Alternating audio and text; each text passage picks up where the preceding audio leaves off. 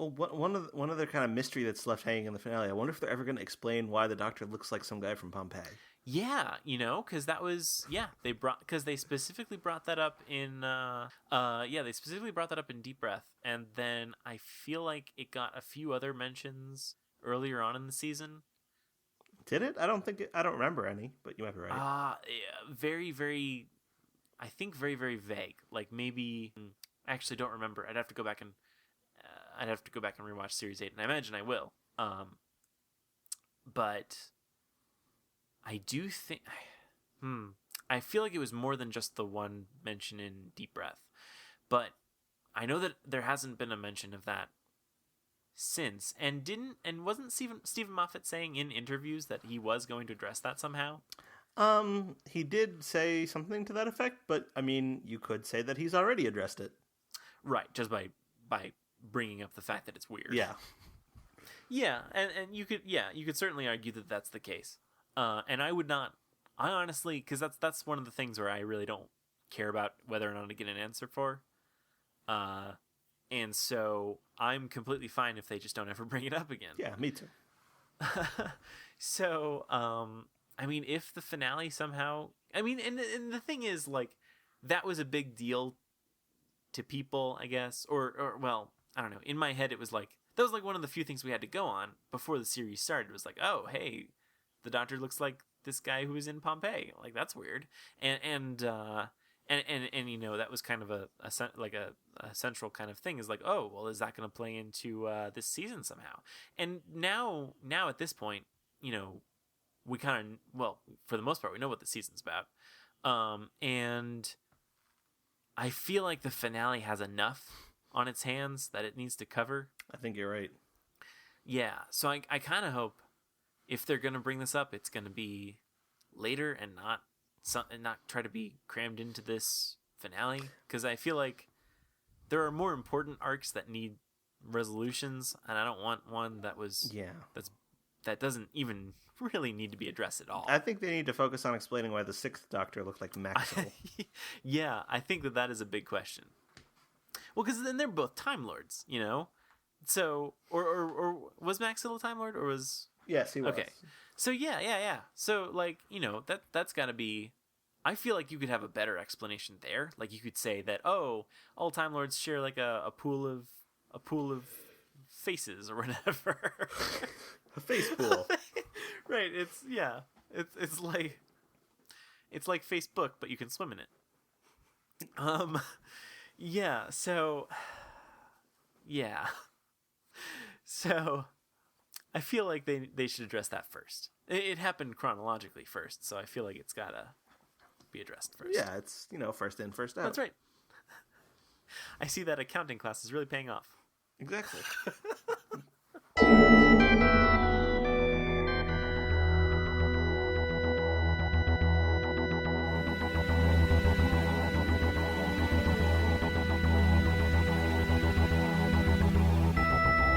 I'm Tom Dickinson. And I'm Louis Midas. And this is The Cloister Room, a podcast about Doctor Who and other things.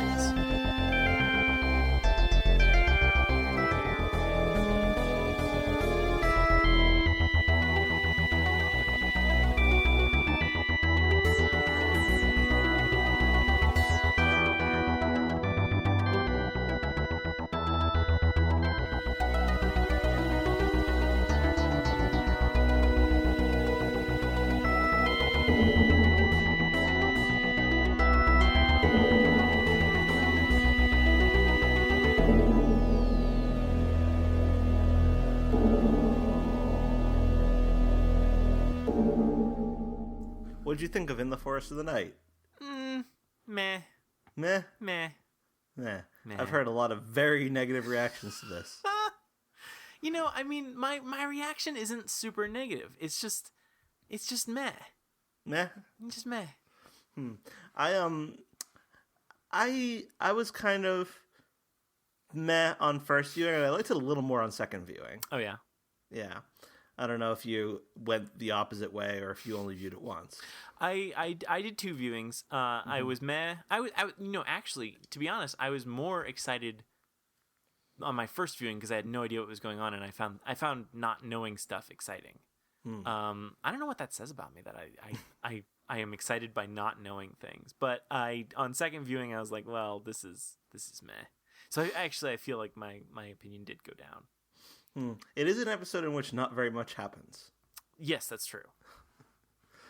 Yeah, I don't know. I mean, I feel like I wouldn't say that I liked this episode better than I liked Flatline, but because Flatline was universally loved and I was kind of on the fence about it, I was put in the position there of having to be the downer. Oh yeah. Whereas with this, because I think a lot of people really couldn't stand this, I'm put in the position of having to defend it a little, I guess.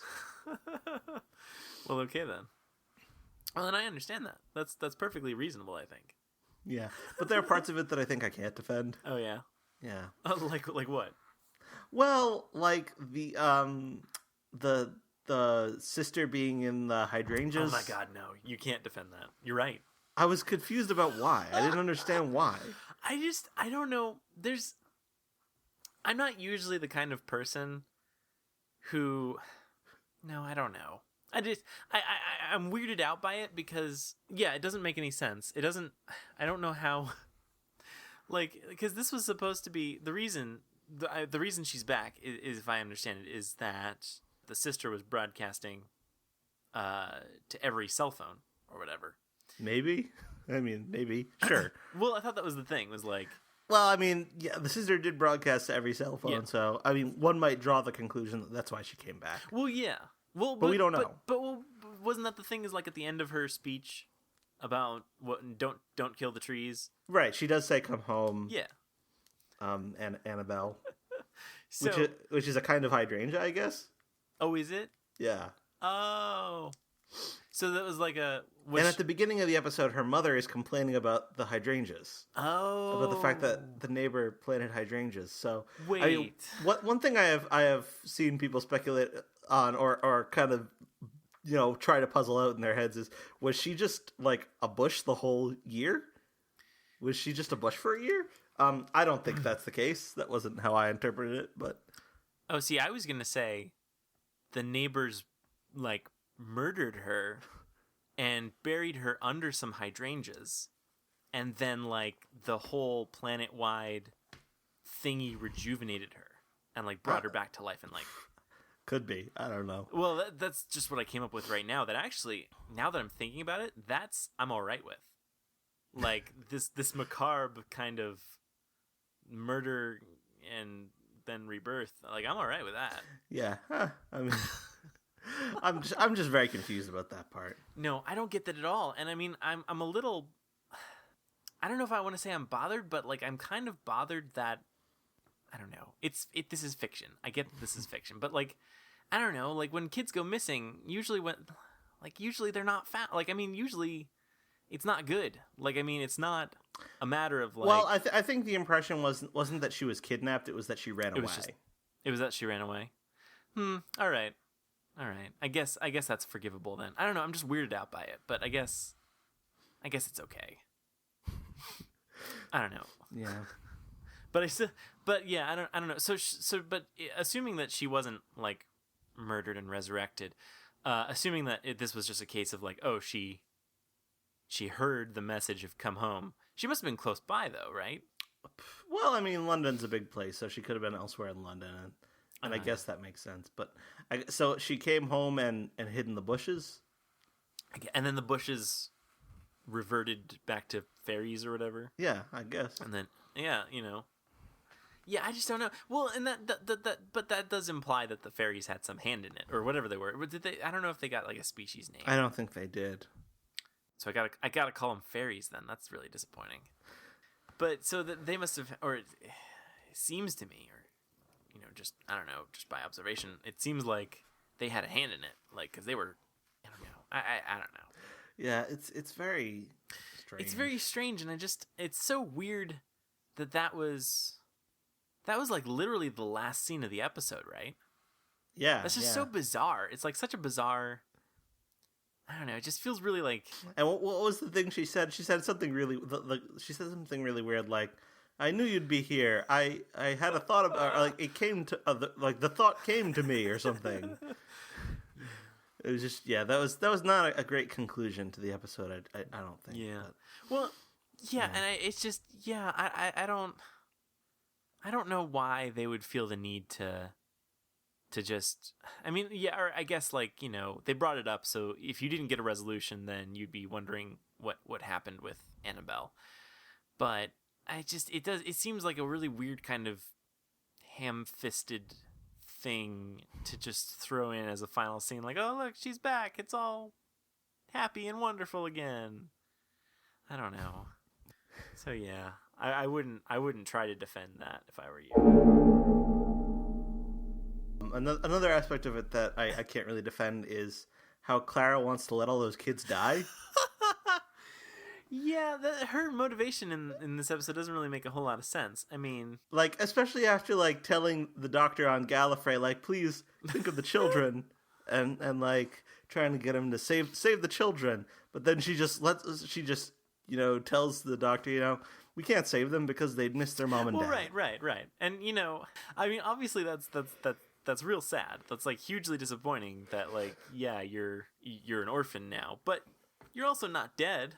I think that's something. I mean, yeah. Well, yeah, and also I'm a little confused as to why the doctor listens to her. Like why does he take off? I mean, well, I don't know, because I mean, one aspect of that scene that I really did like was the fact that the doctor says to Clara that, you know, it's my home planet too. I walk on your Earth. I breathe your air, which is a direct lift from Kill the Moon. Right. Which is what she kind of yells at him. So I thought that was a nice moment of sort of like him. You know, one of the things about this season is that you really don't get in the Doctor's head at all. That's true. Like, in that episode in Kill the Moon, like, that scene happens and then Clara runs out and closes the door and you get a shot of the Doctor and you can't really get a read on, you know, what he's thinking, how he's reacted to what she's just said to him. And the next time you see him, I mean, it's at the opening of Mummy on the Orient Express, and you're not really able to. There's no real sense of how he's sort of processing things. Right. So it's kind of, I liked that here we get to kind of see when sort of pushed into a corner, he comes down and says that, you know, she was actually right, but then he just kind of abandons it. Right. So that was a little disappointing, but, you know, overall I really like Peter Capaldi in this episode, and I think that was one of the main reasons that I liked the episode as much as I did. That I just thought he was really good in this. Yeah. I mean, I don't. Yeah, I'm trying to think of any aspects of his performance that stood out to me, but I mean, yeah, I mean, he was a pretty solid. I liked how he interacted with the kids. I liked. Yeah. My favorite part was when Ruby is like, Maeve's in the forest, Maeve's gonna die, and then he goes, ah, and he just freaks out, and yeah, I just thought that was good. Yeah, that is good. Well, right, because, you know, the 11th Doctor was so great with kids, you know, and so it's nice to see that 12 can tolerate kids. I don't know, like, yeah, it's nice to see his interactions, and there does seem to be kind of a less comfortableness. That's not really a word. With them, I guess. I do remember pretty early on in the episode, I think, when it's just him and Maeve. I don't know, she sort of backs him into a, like, she's sort of arguing with him and sort of backs him into, like, this logical corner or whatever that he doesn't have an answer for, and he just kind of has this wild expression and just like carries on, kind of confused, and I thought that was funny. Right. So, you know, yeah, I would say Capaldi was pretty good in this. I also liked a lot of, like, the visuals in the episode. It was just a very interesting kind of visual thing going on, even though I wasn't quite convinced that the forest was in the middle of London. It just seemed like it was a forest with a couple of things in it, like, right, here's a mailbox, here's a street sign. Right. Like, where are the buildings? Where are all of the people who live in London? That's true. Why is it the only people in this forest are the Doctor, Clara, Danny, some kids, and a mom riding a bike? Right. It doesn't make sense because I I have a general. I mean, like I have a pretty solid understanding of what a city is like. I don't have a solid understanding of what London is like, but I know that in cities buildings are pretty close together. Really, the only place where there's not buildings is where there are roads, and that's generally or I guess sidewalks, and so that's generally how a city is built. And I imagine London is no different. But yeah, so you'd think that even if the forest was like super thick, you'd still see buildings in the background, and the streets I imagine are not that wide.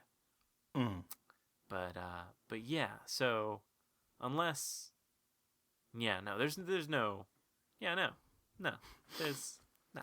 I'm not buying it. Yeah, but I just thought it all looked good anyway, though. It did. Yeah, it's and it is a neat idea. So that's saying something. In the episode, one of the kind of interesting things about it is that they don't really accomplish much or do much. They just kind of wander around in the forest during the day, in the forest of the day, I guess. Yeah. Say. And then the situation sorts itself out more or less. Well, right. Yeah, nothing in this episode except I guess for most of the episode, absolutely nothing is accomplished. And the only thing that is accomplished ultimately is that they stop the human race from shooting themselves in the foot, I guess, by destroying the trees. That's true. So that happens. But yeah. So it's kind of it's most of the episode is just not understanding what's going on and doing very little except running away from some animals. And, losing people and finding people and stuff like that. Are you how familiar are you with William Blake? I'm familiar enough to have read this poem in high school. Okay. So yes, I was aware that this was I feel like I read it and remembered that it was a reference, or I understood the reference upon reading that it was a reference. Anyway, so I knew going in that I don't know if I expected a tiger, but I was glad to see one. Yeah, it's always good to see a tiger. Yeah, I don't actually know all that much about William Blake, but I do know that he wrote a poem called The Tiger, but it's spelled with a Y instead of an I. And it says, "Tiger, tiger, burning bright in the forest of the night." And I also know that he had visions. Oh. Or so he had some kind of experience, like, I don't know if it was a medical thing or something, but, and it's probably something that today would have been medicated. And so, yeah, in any case, he had some kinds of sensory experience that other people didn't. And, that was, I guess, what inspired a lot of his work. And I also know that the year 1795, the doctor mentions in this episode, he just kind of pulls that out at random. Like, if you plant an acorn in 1795, et cetera, et cetera. That is, I guess, a major publication year for William Blake. So apparently there's all kinds of William Blake stuff in this episode, but I don't know what it's doing. Little William Blake Easter eggs, basically. Yeah, I don't know that it amounts to much. Like, I don't know that. Okay, well, that's there. That's fun. It doesn't really add to it for me. It doesn't really do anything. I mean, except for the fact that it is nice to see a tiger. Right, it's always nice to see a tiger. Can you actually scare a tiger away by flashing a flashlight in its eyes? I'm not interested in finding out in that way. I mean, maybe if the information is available on the internet, then I will gladly learn it. But if the only way to find out is to actually try to do it, then I'm not going to. Yeah, I don't think it's worthwhile. I don't think the scientific community is dying to know. So I would not put your life on the line for that to find out. Okay. Yeah, All right, good, because I wasn't planning on it. Okay, well, and good. But yeah, I guess if I have to level any complaint against, the William Blake references, I guess it's maybe the tiger should have been a more prominent factor in the plot. I don't know. But I don't know. It does feel like most of the references are just like a superficial kind of, well, let's throw this in just to be cute. And I don't know. I mean, like usually, I mean, like I guess the whole visions thing. I guess that kind of fits in with what Maeve is going through. Right. So maybe, I guess. I don't know. I guess it doesn't really. I don't know. I mean, knowing about that stuff, kind of it's some fun factoids about the episode, but it doesn't really add to my appreciation of the plot, such as it is, right? Or anything like that. It just kind of is there, and it's kind of cute. Yeah. I mean, yeah. I mean, I didn't know anything beyond the fact that the title was a reference to the William Blake poem. But I don't know. I don't think knowing any of that other stuff would have changed my opinion or whatever. I don't know. If I were a William Blake scholar and I watched this episode, I don't know if I would have gotten any more out of it than. Well, maybe there's even more that's deeper and more significant that we lowly, non-William Blake scholars just can't get. That's true. We don't know. Well, this, any criticism, like maybe William Blake, maybe a William Blake scholar could explain why Annabelle was back at home, or why a maths teacher and an English teacher are taking a bunch of students to an overnight field trip at a natural history museum. That's a very good point. Maybe William Blake could tell us. That's right. If only he were here. If only. Nor is this gonna encourage me to read more William Blake. Yeah, it probably won't encourage me to do that either. I mean, I've always kind of had it in the back of my head to maybe do that. Oh yeah. But this didn't really. This won't be a factor if and when that ever happens. Yeah. Well, there you go. Although it did actually incline me to go back and reread this poem, the Tiger poem. I did that as well. So I can't deny that it did inspire me to do that. Yeah, lot of it has a lot of stuff about fearful symmetry. Yes, it does. And there's something about an anvil too. Yeah, I remember the anvil. But yeah, so I don't think there was any symmetry. No, it's mostly just William Blake asking questions about how the tiger was made, about and where it came from and stuff, and none of those questions were really addressed by this episode. Well, we know the tiger came from the zoo. That's true. Maybe someone's just got to explain that to William Blake. Like, listen, it's a zoo. What were you expecting? Did they have zoos in 1795? Or probably. You think so? Maybe not zoos like the ones we have now, but yeah, I imagine they were a lot duller because I'm pretty sure. When was Africa explored? Wasn't that the 1800s, or am I just completely? I suppose that would probably. No, I mean there would have been some amount of Africa exploration in the late 1700s. Okay, probably. So maybe they would have had an elephant or two. Yeah. Actually, how would they You know what? I'm getting into zoo logistics in the 1700s. I don't want to get into that. Yeah, if we want that, we can just go play Zoo Tycoon. Can you set that? I want to find out if you can set it so that you can be in a different era of. I want to be because being a modern day Zoo Tycoon, that's no fun. No, it should be like the Civilization games. Right. Where you start at 2000 BC. Right. And then, each turn you advance a certain number of years.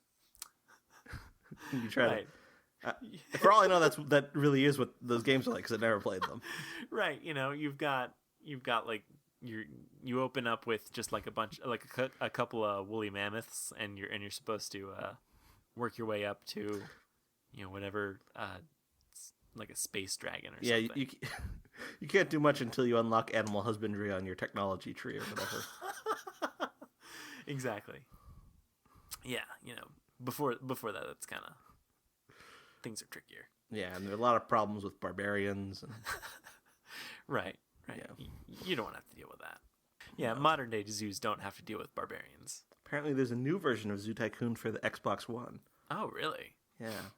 There's an Xbox 360 version, but it only features 65 animals out of the 101 that are in Xbox One. So 65.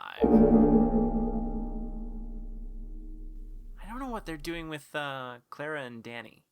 I guess they're content to not address any, or I don't know. It's so weird that Danny seems like he's not.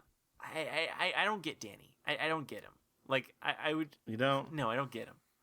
I don't know. I in my head I kind of figured like the whole situation with like Clara saying she's gonna leave the TARDIS, but not leaving the TARDIS because she's got this weird addiction or whatever, and then on top of that she lied to Danny, and on top of that, no, there is no on top of that. But like I figured all of this would be more central to the plot going forward. Yeah, it doesn't seem to have built to much of anything. It doesn't seem to have caused any real tension. Right. Yeah, I don't know. Maybe next week something big will happen. Well, right. Because it is... Wait, next week is the part 1 of the finale, right? Correct. Yeah, so yeah, wow, a 2-part finale. Yeah, we haven't had one of those since Series 5. Yeah, wow. That's right, because Series 6 had that weird split where it had a 2-part opening, but then there were 2, I guess, mini finales. Yeah, wow. So I mean, it could very well be that this is all going to come back in the finale, and it's going to be this big explosive thing that causes a lot of pain and misery. But it doesn't. I don't know. It seems kind of weird, and I mean, I guess it could just be that they're kind of tiding things over until they get to the finale in terms of plot wise. I don't know. Like, yeah, I don't know. It just seems weird, but it does result in something that's kind of weird, where this doesn't seem like it's as big of an issue as it probably should, or not even as it probably should be, but as it was, I don't know, originally advertised. Like because when the whole like Clara can't leave the TARDIS thing came up, I figured that was going to be like, oh, like that was like, that's going to have consequences, and it kind of hasn't yet. Yeah, right, yet. Yeah. And so yeah, I'm a little confused though with where they're going with it, but I don't know. Presumably something's going to have to happen. Well, right, and it could be that we see the finale and we look back and we think, my God, this was brilliant. This was this setup in the Forest of the Night. This was perfect. The fact that they didn't address anything at all, and Danny just said to go home and think about what you want to say or whatever he said. I don't remember. Like, of course that was like genius, and it was foreshadowing something that we couldn't even discern at the time. So we could think all those things maybe after we've seen the finale. But right now we cannot think them. I do remain hopeful. I do remain hopeful that these things will all come to light and be, I don't know, adequately addressed. Because I mean, like, I do. I feel like definitely like the whole addiction thing with Clara, like that. I feel like that needs to be like a serious kind of issue. I mean, like, I don't know.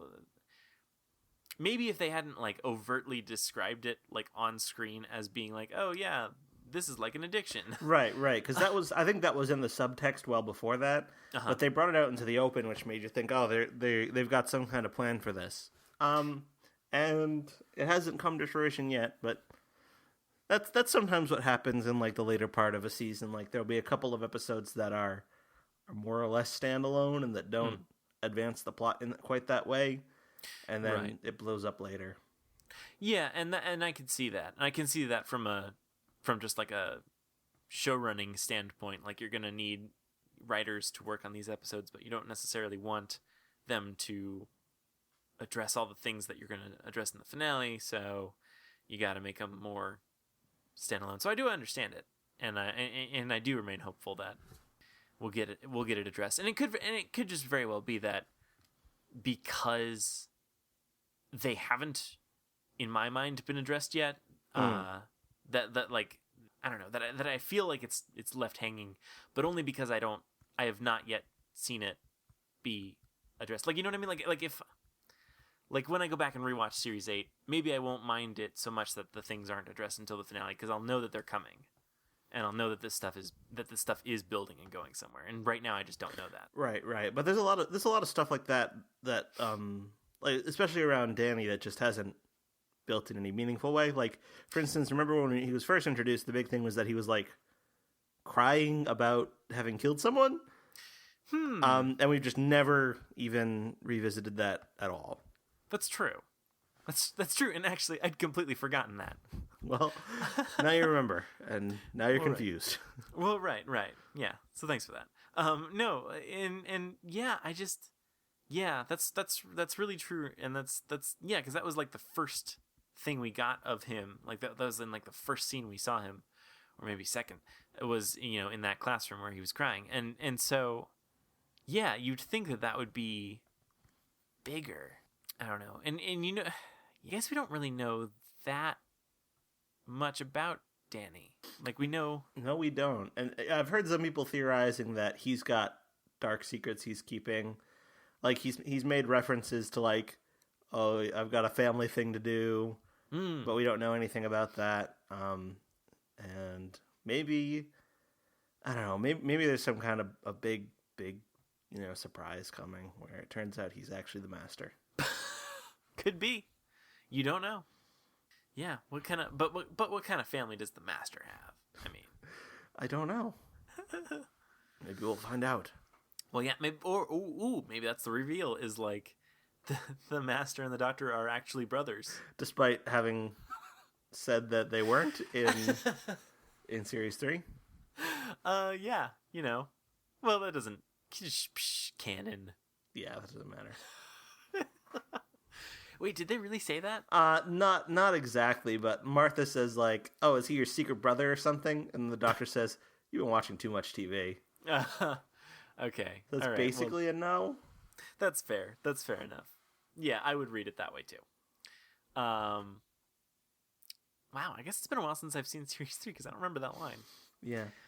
But, which kind of flies in the face, almost, like, flies in the face of Planet of Fire, where the Master says, like, won't you help your own? And then that's all he says. And I guess the implication is supposed to be that he was about to say brother or something. I mean, in the expanded universe, the Doctor already has a brother, so... Oh, yeah? Yeah, he's got a brother named Braxiatel. What is it? Braxiatel? Braxiatel. Braxiatel? Yeah. And what's so great about Braxiatel? Oh, he's great. He's just, he's very, he's got, like, his own art collection called the Braxiatel Collection. He's... Oh.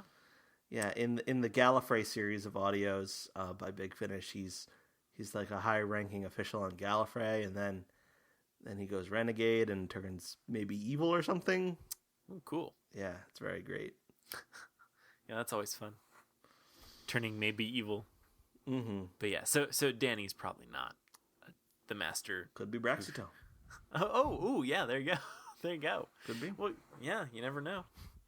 Anything's possible, you know. Night of the Doctor mentioned the audio companions, so you never know. That'd be something. Yeah, I mean, like, oh, I'm this character that you have to have heard audios to know about. That's the big reveal. Like, you have to have read books and or heard audios to know about me. So, sorry, everyone else.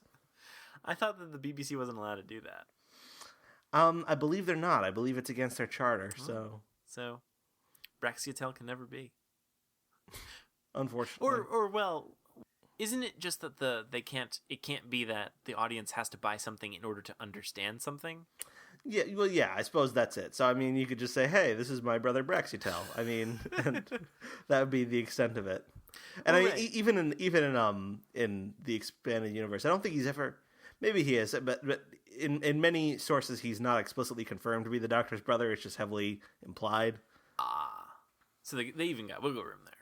Yeah, exactly. So they could do whatever they want. Well, yeah, and in my mind, I feel like, I don't know. I don't even know how. I mean, like, theoretically, couldn't you just mention, if you wanted to, like, if you really wanted to have Braxiatel in the TV show, and you didn't, and maybe even there was some adventure that you wanted to refer to that happened in the audios, you could just offhandedly, or I feel like you could offhandedly refer to it, and maybe the BBC's smarter than this, and they'd catch you and make you take it out.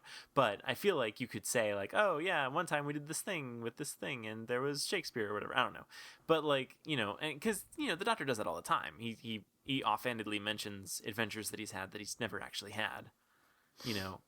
So yeah, I mean, you could do stuff like that. I mean, for instance, in many of the audios in which Brachytel appears are actually audios in the Bernice Summerfield series, which are not officially licensed Doctor Who products. So they're made by Big Finish, but they're made under a different license. So, but that character is owned by the writer who created him. I think it's Justin Richards. So they use that character without mentioning, oh, by the way, this guy's a Time Lord. He's from the planet Gallifrey and has 2 hearts and whatnot. But they just use the character anyway. They just, Interesting. So you could do all kinds of crazy things if you wanted to, but I don't think they do want to generally. No, I can't imagine it would be useful. I'm guessing Danny Pink is just Danny Pink. Probably just Danny Pink, or maybe Rupert Pink. That too. Or in a stunning twist, he's actually Orson Pink. Yeah. Ooh. And he just never ages. His hair just gets poofier. That's how he ages.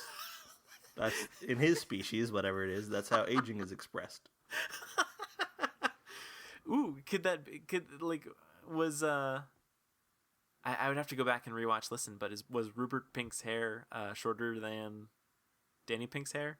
Probably not. No, probably not. Okay, well, I guess I don't know. Maybe it's only once you reach adulthood you stop aging. That's probably it. You only age out your hair. Yeah, there you go. All right, yeah, I like that idea, and I hope it comes true. But yeah, so we know very little about Danny, and maybe I want to believe that's relevant. Although it's weird because I haven't given Danny much thought, and I don't know if that's like the intention. Is that he's sort of like he's supposed to be someone you don't think much about, but I don't know. I haven't devoted much brain power to thinking about Danny. Me either. I mean, not much. I mean, I'm sure that something's going to happen eventually. Mm-hmm. I just haven't devoted that much attention to trying to figure out what. Yeah. Not like with Missy, because with Missy I've got all these theories in my head. But of course. Yeah. Well, and and in addition, I kind of wonder because Danny is being like super understanding, and in my head I'm like, well, shouldn't he be at least a little upset that Clara keeps lying to him? But maybe that's his part of the thing, is he's just trying to use Clara to get close to the Doctor. Or Missy. Or Missy, yeah, there you go. Or maybe he's working for Missy, or oh yeah, he could be her agent or something. But yeah. So yeah, maybe that actually does make sense. Maybe I should be bothered by the fact that he's so easygoing. He's too easygoing. You should really be suspicious of people who are too easygoing. Yeah, it's always the easygoing ones. Yeah, what are they so calm about? We did get another Missy scene though. Yeah, she was surprised. She was surprised. Well, she didn't look it though. No, and I don't know why she was surprised. Because I mean, isn't she in the future? Is she? Well, yeah. Maybe, or I don't know. Maybe she's not. Yeah, because you don't. I'm confused about. Yeah, I don't know. I mean, like, why? And like, here's the thing: she's just like watching the Doctor's. She's just watching Doctor Who. She's watching. So the big thing is she's a fan. Well, I think that's something we even mentioned in our discussion of Deep Breath, about the fact that she doesn't know whether the Doctor pushed Half-Face Man or whether Half-Face Man jumped. That's right. So we don't know, so she doesn't. So it does seem like she's kind of a viewer in the sense that we are. Right. Yeah. So yeah, that could very well be. Yeah. So this could be like a whole kind of meta thing going on here. I don't know. It could be. I don't know if I want it to be, but do you think that would that be something that could kill Doctor Who the television show? Is if the plot, if the season arc of a season of Doctor Who was that Doctor Who is breaking into the real universe? Well, I mean, there wasn't that bus in this episode. Did you notice the bus? I guess I didn't. There's a bus with a Doctor Who ad on it. What? Wait. In this episode. No. I thought we talked about when we talked. Did we talk about the trailer for this last week? Because I thought we talked about that, but maybe we didn't. Yeah, it was in the trailer, and I was thinking that's not going to be in the final episode, is it? But no, you can just barely see that it's a Doctor Who bus. Wow. I think it's in the beginning when the Doctor first realizes that he's in London. No way. And he sees a bus, and you can kind of see what the bus ad is. And it's weird because it's not a real Doctor Who bus. It's something they specifically made that has a promotional quote having to do with the film The Maze Runner. But it's also got a publicity photo of the Doctor and Clara on it. No, all right, I do apologize, but I need to look at this right now. Okay, go ahead. Okay, hang on. So you're saying it was at the very in the cold opening when I thought it was. I don't really remember, but I do know that at some point. I mean, because it was first pointed out after the trailer, in which the bus appeared. So should I look? I should look up the trailer then. That's probably a quicker way to do it. Actually, just look at last week's episode. Look at Flatline. Look at the end of Flatline. Yeah. Next time. There's wolf running, more running. Running wolves, running. Always with the running. Lionhead, fire, running. Oh, there it is. Oh my God, yeah. It's clearly got Peter Capaldi and Jenna Coleman. Yeah, it totally does, and you can even see a little bit of the TARDIS. Yeah, but the quote is a promotional quote having to do with the film The Maze Runner that says like it's an amazing time. Wow, okay. So I'm not sure why this is happening. Yeah, obviously the real world is leaking into Doctor Who or vice versa. But it's clearly intentional. It definitely has to be. Well, yeah. So is it intentional in like a fun little goof for, people who watch stuff too closely, or is it an actual hint? I don't know. I mean, it would be interesting. It would definitely be interesting. I just how would that even work? I mean, that's like, well, I mean, I don't know if you remember this, but earlier in the season I theorized that, or I didn't really theorize this, but I said it would be kind of cool if Missy was this character Iris Wildtime. Oh yeah. And Iris Wildtime is always a very like metafictional character. So I don't know, could very well be. Yeah, who knows? Well, yeah. So, I think this is a piece of evidence you can add to the Iris Wildtime puzzle. Yeah. I think it's a compelling piece of evidence. That I mean, like, and actually, Big Finish recently canceled their Iris Wildtime series. Oh. And sometimes when something's coming up in the show, they have to not use it. Like, because they get a cease and desist. Well, not a cease and desist, but the BBC asks them, hey, can you not use Davros this year? Because we're doing our own Davros thing. Huh. Things like that. So maybe. The evidence is mounting. I gotta do a Tumblr post about this. That's what I gotta do. Because I want to start a conspiracy theory. Yeah, I think so. I think you need to. I think you need to get on that. I'd reblog it. Reasons, like 3 reasons why Missy is definitely Iris Wildtime. Yes. I need to see this post. I just thought it was kind of fun. I just thought, run around a magic forest. Yeah, it's fun. I'll give it that. And like I said, I liked it when I didn't know what was going on. And once it was kind of explained that, there's this airbag that is supposed to stop the solar flare. That sort of that maybe ruined it for me. I don't know. Is that really any worse than the moon being an egg, though? I mean, like, why wasn't the egg cooked by the solar flare? Oh, maybe this kickstarted the process, though. Ooh, that's actually not that bad. That makes some amount of sense. Because we were wondering where the egg got its energy, and we were theorizing that it was like photosynthesis. Yeah, it could very well. Yeah, maybe this was like I don't know, like a defibrillator or something, or just it was like a lot of energy pumped into it. I mean, like I know that probably I don't know. The whole this probably doesn't explain the whole sudden increase in mass, but like, I know that I think you can convert energy into mass theoretically, but you need like a frig ton of energy. But I don't know, maybe the solar flare, like a solar flare. Yeah, maybe the solar flare had it. You never know. And here's another question: in the Beast Below, when they all leave Earth because it's going to get ruined by solar flares. Oh, does the Earth actually get ruined by solar flares, or do a bunch of trees show up to protect them? And they're like, "Hey, where'd everyone go?" The whale did that for nothing. and the interesting thing about that is that in the Beast Below, it's the same time frame that's given for the Silurians waking up in the Silurian two-parter in Series 5. Because the Silurians all hibernate. And they're like, oh, we'll wake up in, I forget how many years it is, but it's the same time frame as the solar flares. So maybe there's some kind of thing going on. Oh, yeah, maybe. So, like... Maybe Moffat was playing the long game here. Yeah. Where it's like established that there's going to be a forest full of Silurians at some point. Ooh, yeah, there you go. Yeah, that'd be neat. I'd go for that. Yeah, so that would be...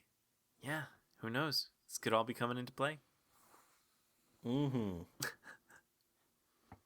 But yeah, I'm not even gonna comment on how ridiculous the concept of like oxygen, shielding the planet from solar flares is. No, that would just make it even worse. I'm not gonna do that. It's the first episode directed by a lady since Blink. Wow, really? Since Blink, yep. Wow, since Blink. Mm-hmm. That's incredible. Wait, so unless I missed one. So wait, was it the same? Because I know that Rachel. Talalay. Talalay. I don't know how it's pronounced. Yeah, Talalay was my first guess, and my first guess is always wrong. So I was. Yeah, and that's technically, I guess you'd say that the two-part finale, which Rachel Talalay directed, is the quote-unquote first, because that was produced first, it was directed first, whereas this was made after. Okay, so this was... I didn't pay attention to the credits. This is Sherry Folkson. Okay. So, yeah. The last 3 episodes of this series are directed by 2 women. Yeah. When it's just been all men since Blink, as far as I can remember. Huh. Well, that's cool, No, that's wrong. The Lodger was directed by Catherine Morshead. So first since Series 5 then. Yes. Yeah, well that's saying something. Well, yeah, and maybe this is so could this possibly signal the return of like actual female writers? I don't know. I mean, that's something that recently, like I think Neil Gaiman was posting on Tumblr about how he's talked to Steve, or I don't remember if it was a Tumblr post or an interview or something about how he's talked to Stephen Moffat, and they keep asking female writers, but for whatever reason the scheduling never works out. Really? Yeah. So interesting. So yeah. Or maybe a female doctor. Well, I mean, I'm quite happy with the one we've got right now. Yeah, Yeah. I think Capaldi can stick around for a while. I think he's allowed. As far as I'm concerned, at this point, he can stick around as long as he likes.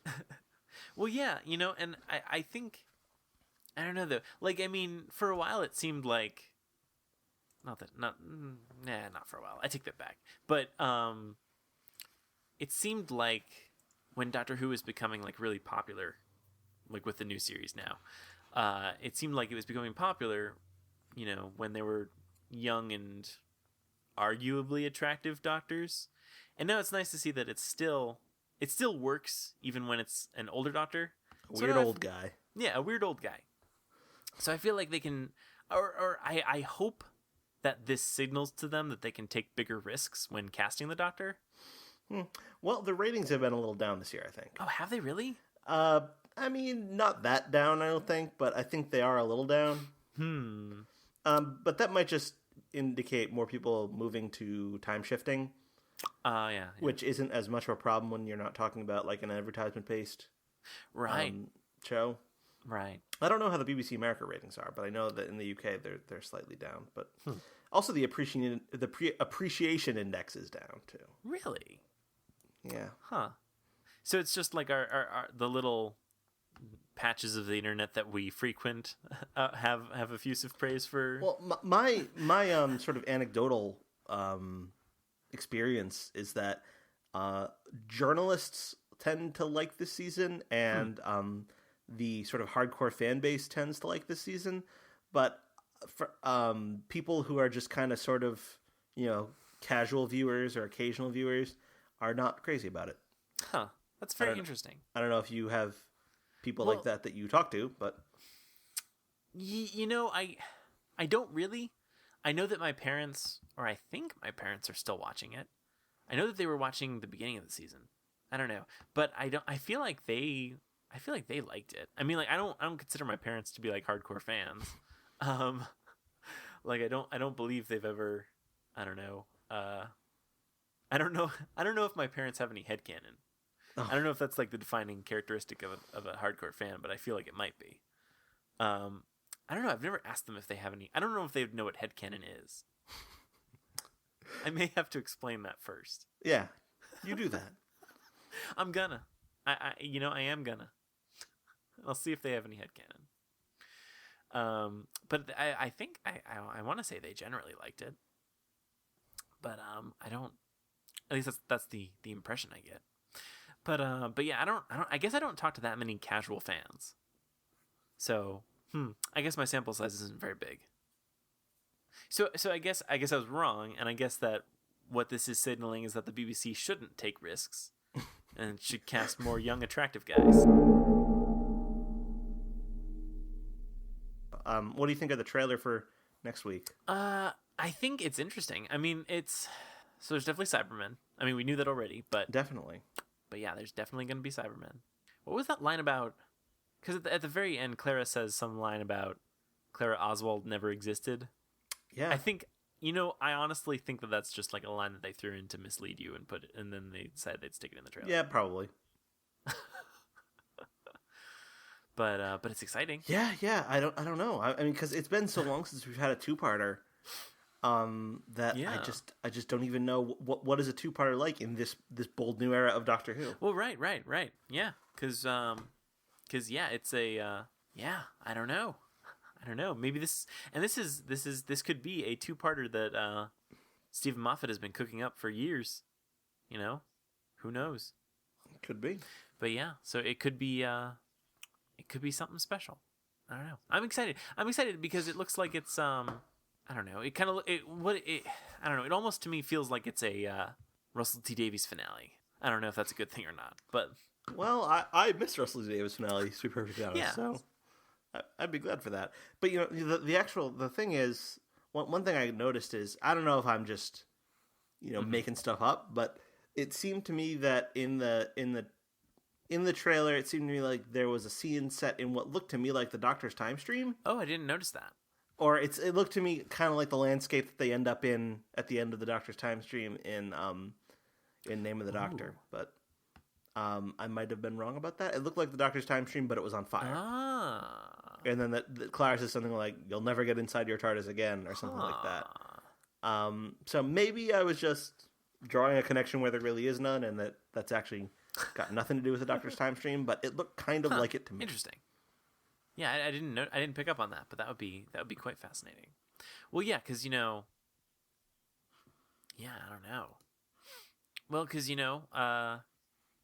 Clara definitely knows her way around the Doctor's time stream, and we never, as I've seen it posted about numerous times online, we never actually saw Clara and the Doctor leave the Doctor's time stream.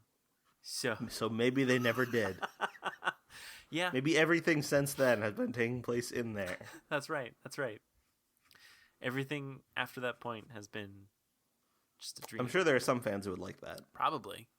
I mean, like, I would be upset about them basically retconning Day of the Doctor, but at least it would also retcon Time of the Doctor.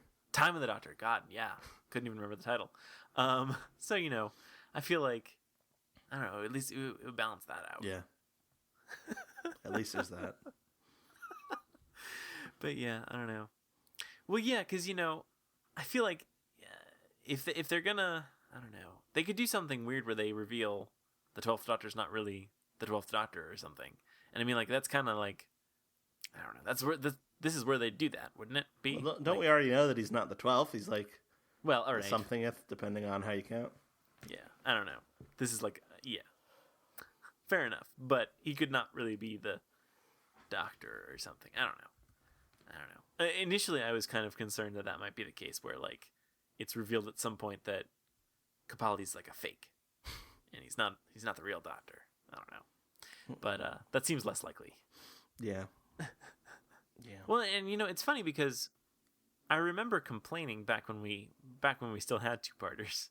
I remember complaining that I didn't like not knowing how the episode, like having to wait a week until to get a resolution. And I mean, I always loved that, to be perfectly honest. Yeah. Well, like now I miss it. Is the thing. Like I didn't know what I had. So I feel like I'm in my head. I'm looking forward to it, but I'm also concerned I might feel that way again. I don't know if I want to feel that way again. So I'm hoping I won't. I don't know. But I don't know. I'm not sure when we'll get this and the next episode out respectively. So I just want to mention, just in case, that I am going to be at Long Island Doctor Who convention. Oh, that's right. Long Island Li Who 2, because it's the second time that it has a tagline that says, "This time it's personal." Which is on Long Island on November 7th through 9th. So if there's anyone listening who will be at that and wants to say hello to me, figure out who I am and say hello to me. Shouldn't be that hard. Listen for the sound of my voice. I'm assuming that as a public service, you'll just be constantly speaking. Yes, obviously. I mean, as usual. Right. No. That's a public service you routinely provide, I think. But yeah, this will be my first ever Doctor Who convention. So yeah. So I will I'll be glad of any hellos that I get. Well, right, because I've never been to one of those. So yeah, you're gonna have to report back on like what it's like. I'll probably do so. Okay, good. That's very important. Yeah, there's a lot of guests that are going to be there too. Oh, I imagine. Like Paul McGann, Ooh, Colin Baker, oh yeah, Nicola Bryant, ooh, Fraser Hines, Terrence Dix, wow, and many more. Many more. I don't doubt it. I'm glad you don't. But yeah, because it's true. I wouldn't want to doubt facts. Anyhow, so yeah, I just wanted to mention that. I may have to mention it again on next week's episode, but just in case, I want listeners. Yeah, to know. Is it possible to still get tickets, or are they all sold out? I think the 3-day passes are sold out, and the 1-day Saturday passes, so you can still get for Friday, and you can still get for Sunday. But if you're on the East Coast and you're just desperate to meet Colin Baker, I think there are still passes for Rhode Island Comic Con. Oh yeah. Which is this weekend. That's this right. Coming weekend of the October 31st through November 2nd. But I'm not going to that, even though it's much closer to me. Even though it's about a 15-minute drive from my home. Yeah. Well, you know, you can also meet a bunch of like Power Rangers there too. Power Rangers. Yeah. Like, and Star Treks. Oh, you can meet Star Treks. You can meet some Star Treks. I think they got quite a few Star Treks, actually. Oh, yeah. They got, what's his name? Shatner. Yes, they do indeed have Shatner. Well, there you go. But, yeah. Yeah, so my my larger point was that, theoretically, if we get this episode out and there are still tickets to Long Island Doctor Who, what was it?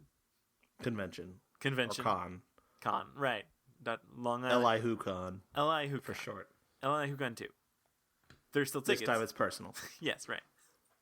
There's still tickets. Theoretically, someone could hear this podcast, think, I really want to meet Mr. Tom.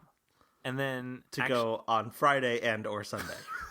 Right. Friday or Sunday. Right. They can't meet you on Saturday. No. But provided that they don't want to meet you on Saturday. If they don't have some weird religious thing. Like it's like a reverse Shabbos or something. Where you can't meet people.